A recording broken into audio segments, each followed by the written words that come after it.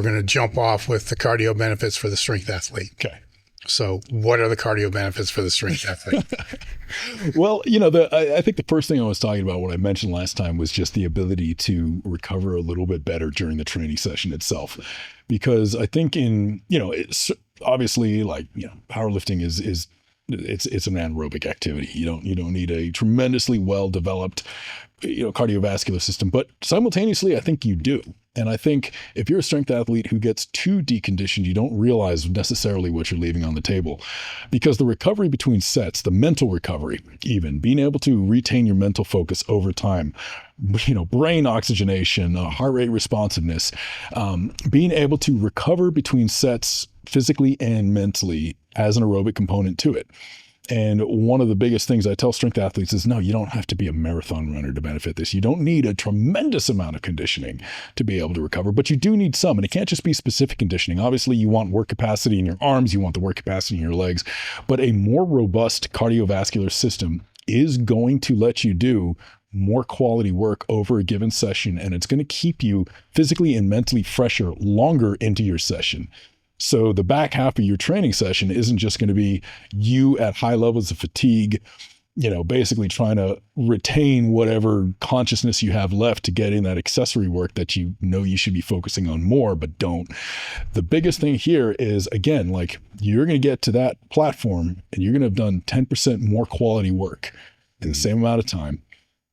And you're going to be fresher. You might even be able to do a more extended proper warm-up, because, every warm-up is you're improving your fitness, but there's also a fatigue component. Slightly less fatigue component to a proper warm-up means by the time you get to your top set, by the time you're warmed up and ready to go, if you have less fatigue, you're going to have a little bit more fitness when you actually get to that max set. So it's subtle. It's very much about facilitating your ability to do more of your specific targeted training. So do you find sometimes then with these strength athletes, if they really are like a true white belt in the aerobic side of things, that even though this conditioning work gets added in, which is extra volume, that over time actually their lifting volume will then increase?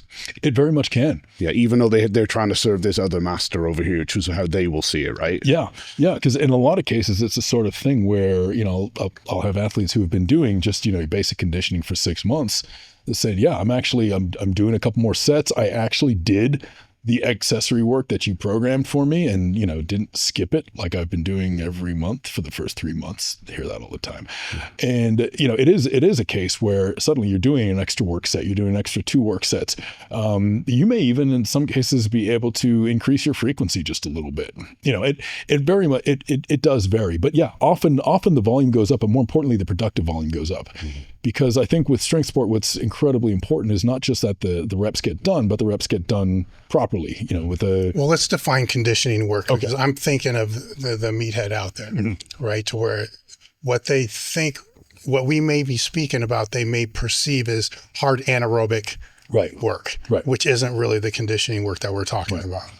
Yeah. So how would you define the conditioning that's going to help them if they're not doing anything prior? It's funny because when people talk about strength and conditioning is often seen as conditioning refers specifically to the athlete's ability to do more of their targeted sport training. Like conditioning is considered an essential component to sport training. So typically when conditioning is envisioned from a lifting perspective, it's the specific ability to be conditioned to do multiple sets of the target exercises. You're well conditioned for anaerobic sport. It means, you can do you start doing tire flips to improve your overall conditioning for, heavy hinge movements or whatever else you want to say. But I think critical to conditioning as well, when I refer to it, it's yes, the ability to do more sport work, but also again, to recover between bouts of sport work, which is much more of a general systemic adaptation. So it's not just the specific conditioning of having the brain and body able to do targeted anaerobic work.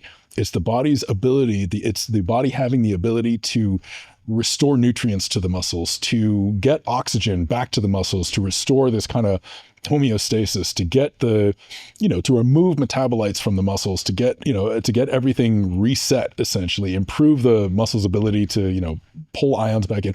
All of that kind of stuff is more of this general systemic conditioning, the general aerobic fitness that are referred to. So conditioning does have those two components, directly impacting the sport performance and the sport skill, and indirectly affecting the sports skill by allowing the athlete to recover faster. So not just do the sports skill in a higher volume in a given single bout, but to repeated bouts of the sports skill without degradation in performance, which has a heavy overall aerobic component to it. So what would that look like?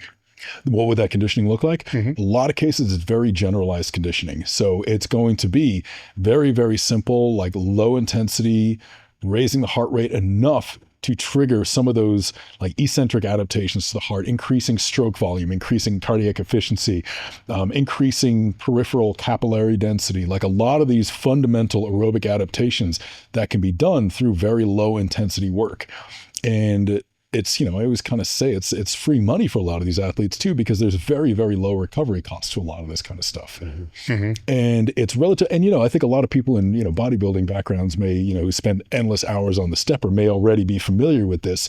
But I think if athletes haven't done that kind of cut or, an old school cut and haven't done a lot of cardio, they don't realize how much that may actually benefit, because it doesn't have to be intense. It doesn't have to be a lot of hours per week. It's just an intelligently constructed cardiovascular conditioning program that's designed to use as little minimum effective dose +1, just enough to help improve their system, which should not negatively impact their lifting capacity at all. Mm-hmm. So what kind of heart rate range, I know it will obviously vary from person to person, but as a rough guide, what kind of heart rate ranges are they usually working in for that low hanging fruit? I'm usually keeping it around 65 to 70%. Mm-hmm. There is a lot of debate about what a zone 2 heart rate is and what zones are and everything else. And we can get into that whole debate, but I think the zone debate is by and large completely overblown. Mm-hmm. I think a lot of people get way too slavish. Zone 2 is this whole big thing. Everybody should be doing zone 2. And now people are going, oh, you need to do more zone 3. And I'm going, look, just do something that gets to the point where your rate of respiration is starting to increase a little bit.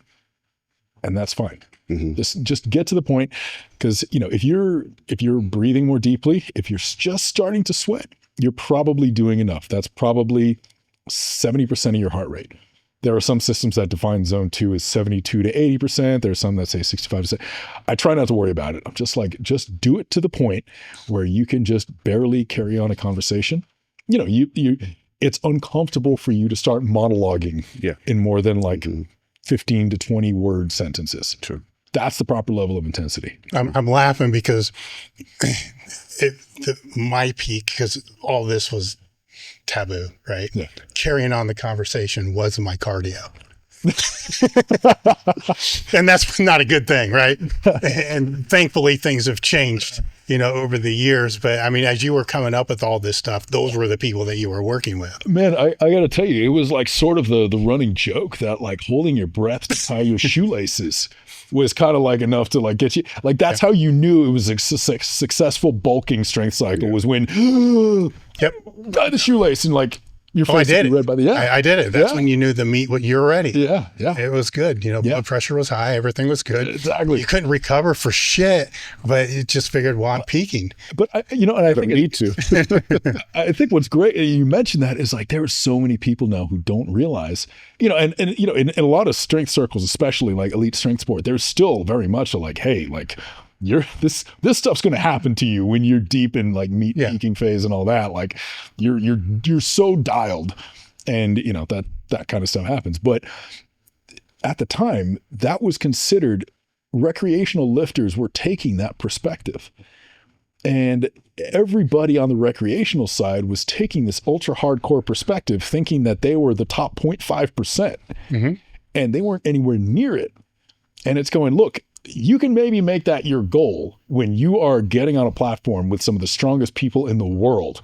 And that last little ragged bit of prep there makes the difference. Mm-hmm. And, even especially when you're like, when you're lifting in gear and all that, and like the way the gear fits and all that really matters. And, if you're not filling out that suit properly, it's not going to support you the way it needs to. And there's so much more of that complaint. And you had people who were just recreational lifters who were squatting 315 thinking that, okay, the way to get to 405 is to follow those same principles. No, unfortunately, I was cheerleading it and giving people high fives, and I'm sorry.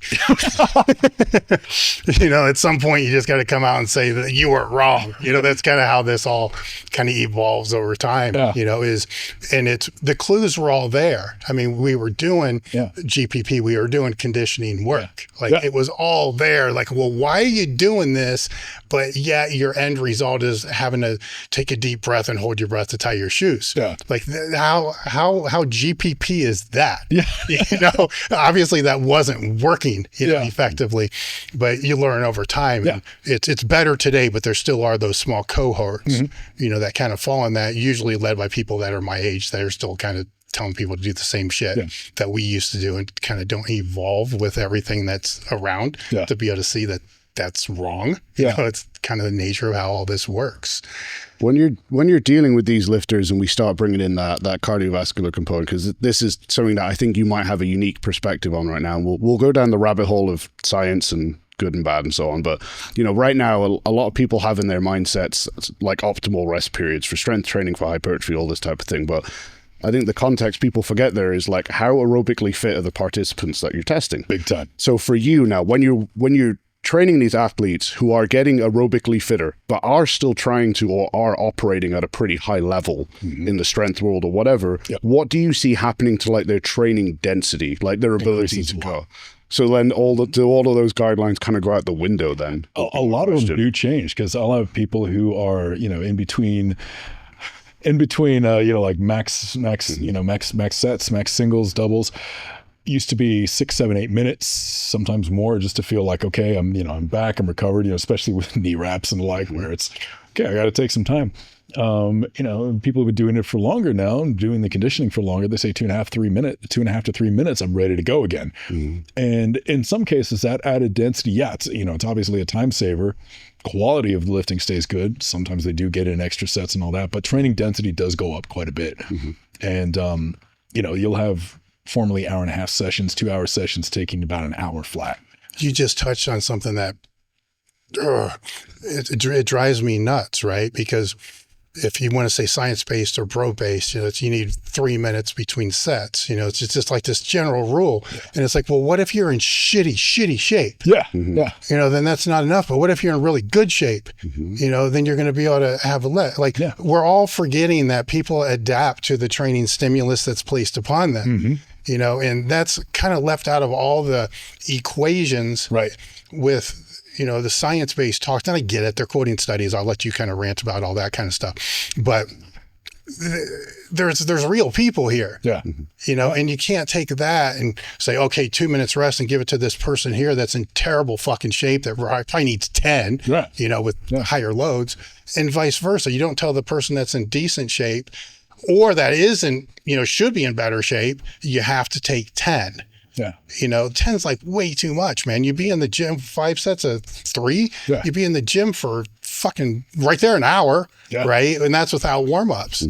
Like, get in better shape to be able to get that down to where it's like 3, and now the training density increases, but you have time to do the conditioning shit to be able to help you recover, the accessories and all the other. This drives me absolutely nuts. Yeah, I completely agreed too, because one of the things is like the more you do this too, even at the high level, it eventually becomes, if you're well conditioned, eventually becomes more like the emotional side of getting ready for your next heavy set. You get done with that first one, you're shaking up a little bit, like your whole body is just kind of like, all right, I got to get myself back down. That's conditioning. You could, if you get proper conditioning, you can go again in 2 minutes, but that varies as well, depending on, what your headspace is and how much that took out of you mentally. So again, there's such a variety. Someone who's in bad shape, so much of it is basically like, I always get the question, how long do I recover between sets? It's going, well, when you're ready. Like that's all there is to it. How long does it take you to be able to do the next set and achieve the target objective? Oh, a minute and a half. A minute and a half. Oh, it takes me 5 minutes. Okay, then 5 minutes. True. Like that's. Now, what would be the best metric if we wanted to try to quantify that? Would it be resting heart rate? Or could the resting heart rate be good enough, but metabolically you're still not ready for our next heavy bout? Yeah. I mean, it depends.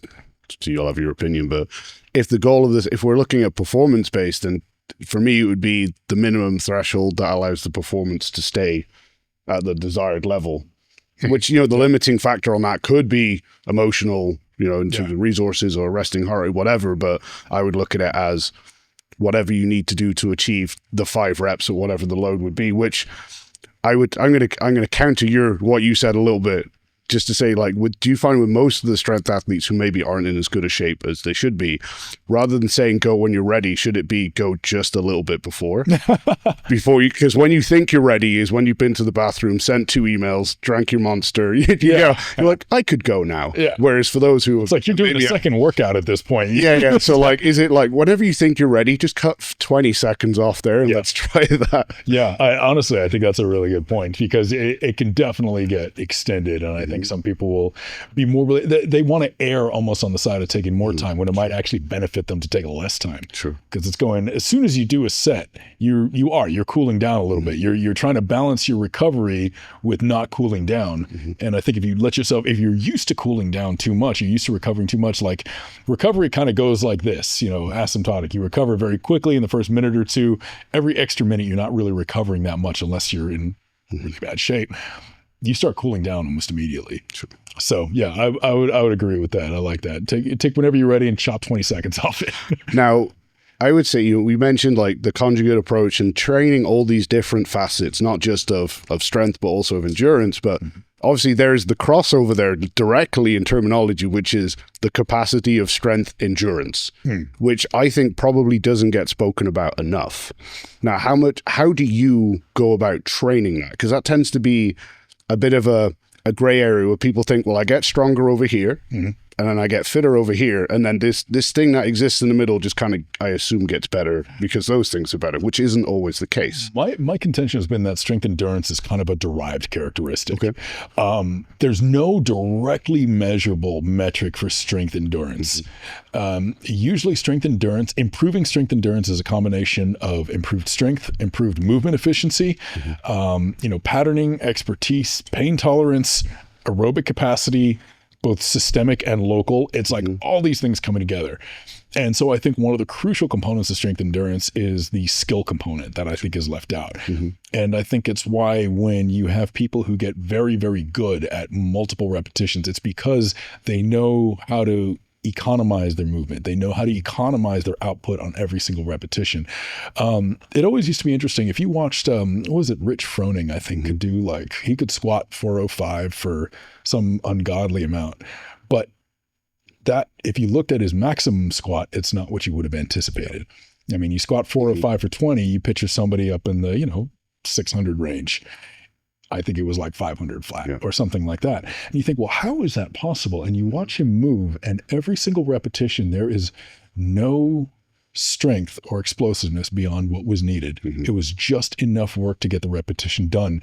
And I think strength endurance is very much a knowing how little force you need to exert and how much economy of movement and economy of power you can put into this particular lift or movement. So I think it's a confluence of a lot of different things. And so I think it's one of those things where if you think of strength endurance as something you improve by doing the movement a lot, that's really true, but that's, again, it's because you've practiced doing this movement so efficiently. So I think a big component, you improve your maximum strength. Like here's one example, and I think I do talk about this in the book. It's climbers. So climbers are always known for having great strength endurance in their hands, and of course, incredible grip strength to begin with. You look at a lot of the protocols in which they test various aspects of like climber strength and climber hand strength development. And they look at like some of the holds that climbers will do and some of the dynamic gripping movements and everything else. It's sort of interesting that a lot of the protocols that climbers tend to fall into when doing any kind of like strength improvement tends to be actually fairly similar to what we would consider just traditional strength training in terms of like 20 to 30 second sets at X contraction repeatedly. It's a lot of practice. It's a lot of repetitions. It's not just squeezing something for an hour. It's just the same basic principles of strength training plus movement efficiency plus pain tolerance in that area all comes together to create incredible strength endurance. So do you find then that it's not generally isn't something, because people will look at training it specifically, right, as like, this is a modality I need to try and bench 80% for 5x5 with less rest periods or whatever. Like, in your opinion, then, is that some like a facet that people don't need to focus on? Instead, they bring up all the other things, and then that is just more skill, so you're saying, than anything. Well, and I think that's kind of it. And that's where the whole differentiation becomes silly. It's going, well, okay, so to improve, I'm training NFL combine. I need to get 225 for 30. So I'm just going to bench 225 nonstop to improve my strength endurance. And I'm going to go, well, it's not strength endurance. You got to improve strength endurance. Oh, so what should I do for it? Well, you should bench heavy and you should keep running. And then you should get really good at benching 225. Oh, so I should just bench 225 all the time. Well, yes. So it kind of ends up being a lot of the same general recommendations. But I think that's it though. It's really emphasizing that it's not enough to just go and bang out multiple sets of 225. Like when you're doing it, when you're training for strength endurance, you need to train kind of in that time domain. And again, train for efficiency in that movement. You want to get good at doing push-ups for, the Army physical fitness test or anything like that. It's not just enough that you just do like sets and clusters of push-ups. Like you actually need to get used to performing push-ups to the point of fatigue and economize your movement in it and realize that, hey, maybe this method that I use in short sets of banging out the first few and then slowing down from there, maybe that's extremely detrimental to being able to do like 50 in a row or 60 in a row. So there are certain things in skill that you learn, certain things that benefit your strength endurance that you learn only by doing higher volume work. I can demonstrate this with a story. Louis used to have us do that. He would call it lactic acid tolerance training, which is stupid because it's not really what we were doing. But it would be the safety squat bar with 315 for multiple sets of 2. And it would be 15, 12, 15, 20 sets, whatever it's going to be. And it was always with that set weight, which is a low percentage for what we were doing. And I would be doing this with him back to back went on for several years. But after like 10 sets, I'm done. I'm like just toast. And I'm like, how in the fuck? Yeah, how is he beating me so bad all this time? And then I saw him do it with somebody else.